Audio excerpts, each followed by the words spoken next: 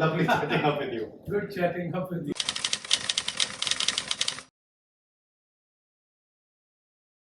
Lovely seeing you, Mr. Varghese, and thank you for being part of Talkies. So my chat primarily with you would limit on the strategy of your group, the Aditya Birla group, on how do you see a transition that we are going through right now from and more skewed on the creative audiovisual side, moving from the current broadcast, which was cable and satellite to a great extent.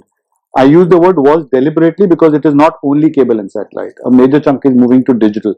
How does that see the Aditya Birla group moving, shifting gears and moving spends and advertising? I think we are moving with the times.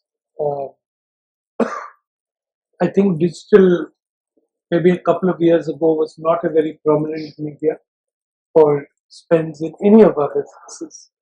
But over the last 3-4 years, there's been a very discernible shift in the advertising, emphasis on digital.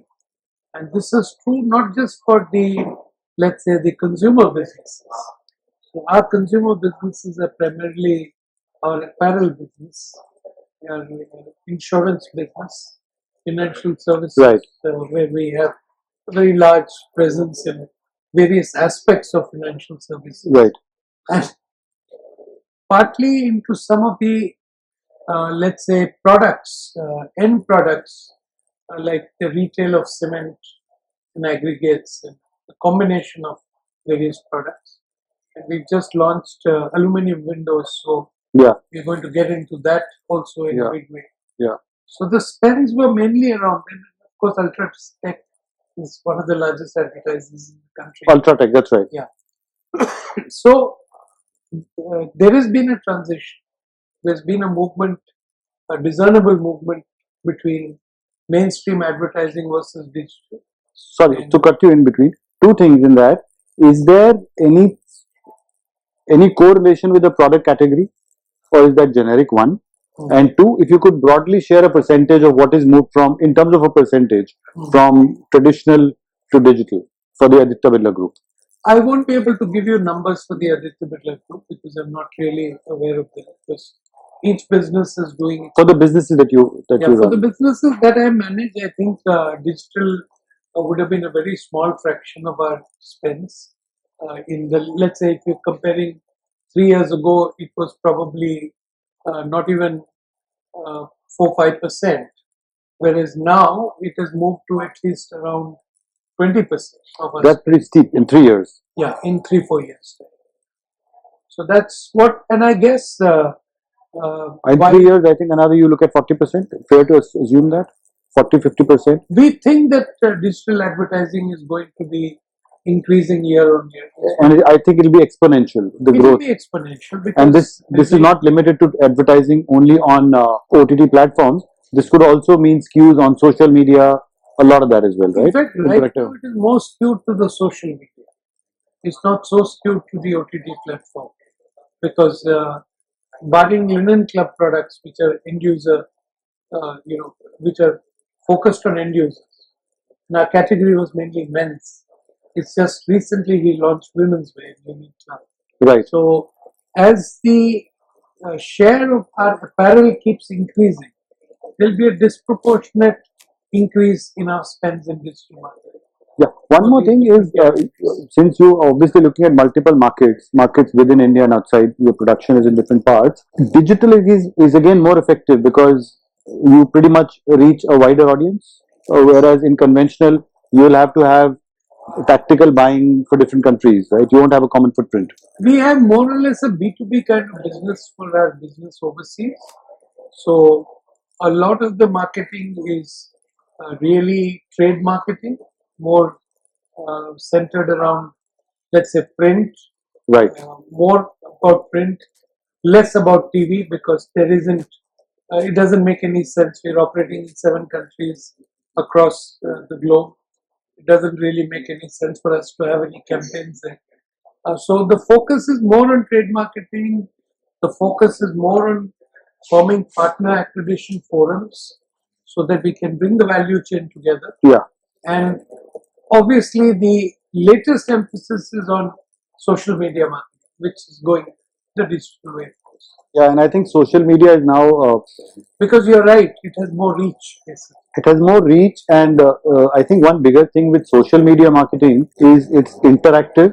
So as a target consumer, I tend to feel more involved in the communication being a two-way as against the conventional one-on-one, one-way communication advertising. I think the whole aspect of personalization and customization has become a way of life.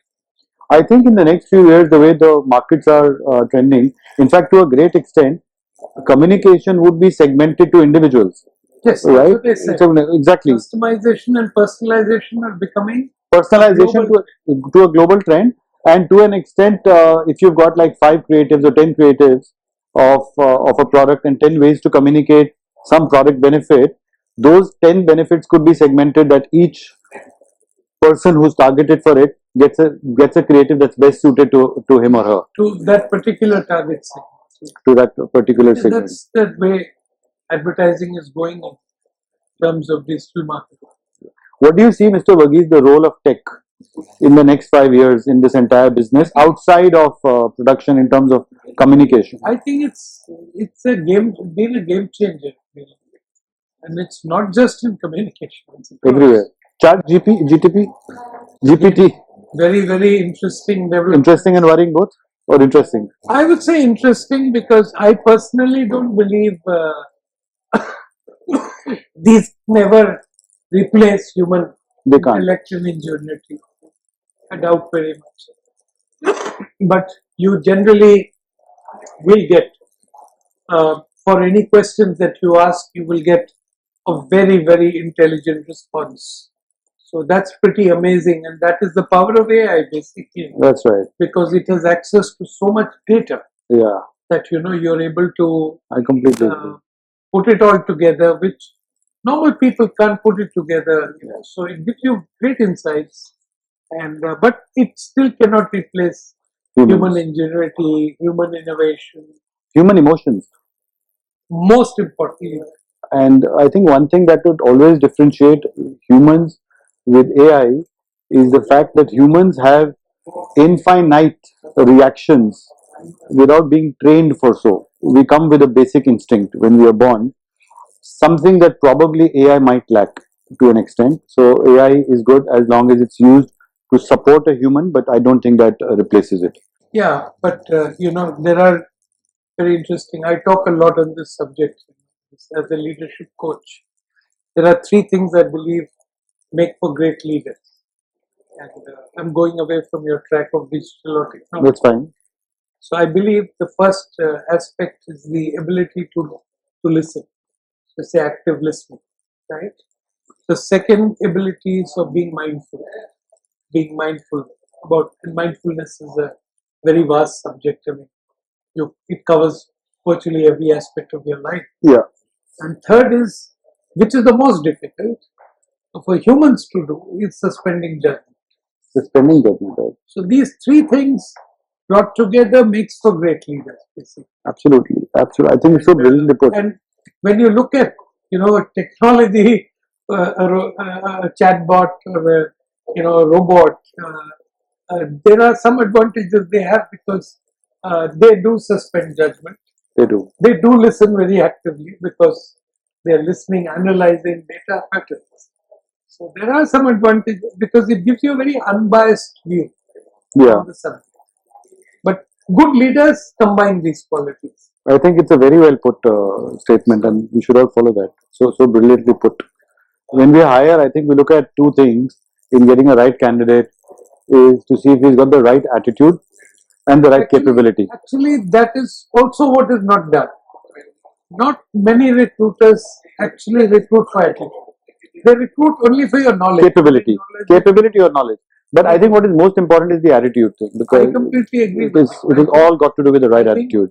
If you recruit for attitude, you will get the kind of people who you want to build the organization. And in my own experience, I've seen a lot of people we've got with the right attitude who haven't had the capability but have developed it over time. Develop it, because everything is learnable.